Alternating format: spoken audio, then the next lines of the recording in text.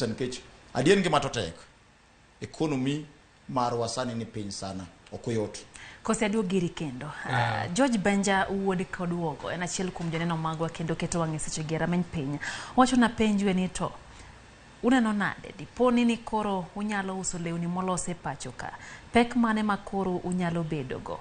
Nikech wacho ni kalore ni koro mwandu ma koro uso koro kuwuok mane pacho ka ma koro golo uwe ka mwandu goloko uduog gi ka ere kama pek dhi bedo.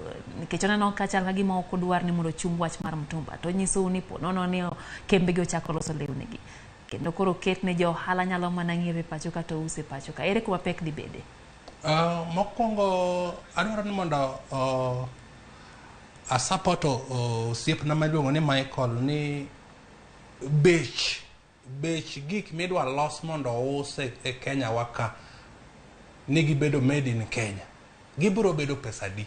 To jomage modak e Kenya to gin ji maromo nade modak under $1 per day.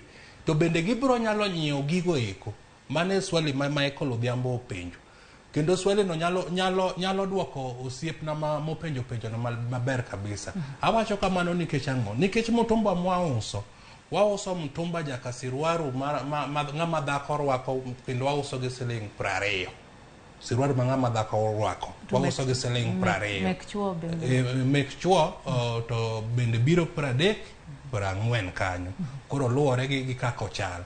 To kawuono kiwacho ni kambi koro dwano los no sirweche go. Ng'ama dhi nyiewo mon dhi wuotho duko siepa.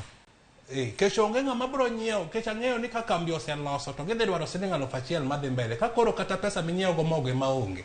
Ang' ne yudo 1,000 ma ang' ne nyiewo go kata sirwaru jathurwa. Dhi bedo matek. Ka awacho ni kamano nikech ang'eny gik mwauso rwako ji duto tete modak e kiwango mapiny. Kochakore gi joma ni e level mapiny, level madiere gi level mamalo. Omiyo yudo ka waluongo gimoro ni kamera, moro bende waluongo madiere gi mapiny. Koro jogi duto te, wasab gi te. To kinyal ng'isa kawuono ni kampuni bro loso law ma ja level mapiny rwako, then oloso law ma ja level mamalo rwako. Gigi dhi bede price tag achiel ma kionge pesa. To kori nendi mamano kendo jogi dhi donjo nwa adhola.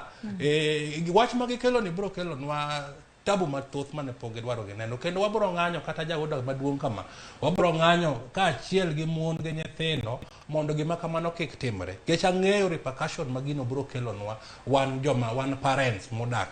Kawuono ni kuma di yude tich onge maka ng'ato ng'isi ni in koro tijino olor. Gik kaka ok wanyal uso, gik ma jogo uso go ok wanyal uso kuonde mwausi. Kaka ni kora dhi akaw gik moko kampuni akela usto. Dhi bedo matek. To gik moko counterfeit moko nitie loso industrial area kai. Gin ka en wuoche mar dhako to en wuoche mirwako wik achiel to osechako barore. Gin gik moko wanyal survive go. To mtumba yudo ka en mtumba molos gi leather piwa to amalo to kochopo to pod inyalo use siling 200 to pod inyalo rwake kata higni 2. Donge neno the difference man kanyo. Koro dhi kelo nwa tich matek gi sirikandwa ni ka gisoyo nwa kampuni go obedi. To mtumba bendo dhi mana mbele. Wasebedo kwa dagi mtumba. Mokwongo sani sama wuoyo kode ni. Jogo se kao tax moketo male mtumba makoro wauso ni. Makata mit mwayudo kuome onge. Mtumba ne mit ndalo machon higni 15 mokalo. Kawuono mtumba onge mit ne. Gin gik moko moa China machieko. Jo China ng'eni nyodundni. Gin gik machieko makata kikao kata sweatpant kende. Ok nyalo romo kata joma dwaro sweatpant. To tax mikadhi en pesa man malo mok inyal.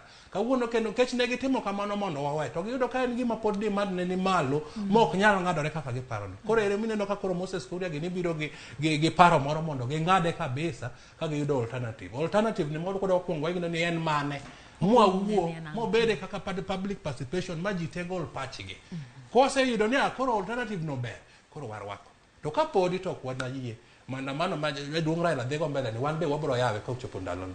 Michael Ponone aparo kapo edho Daudi kose kanyo. Ingini cost of production e Kenya kae ni malo molo pinje mora mora.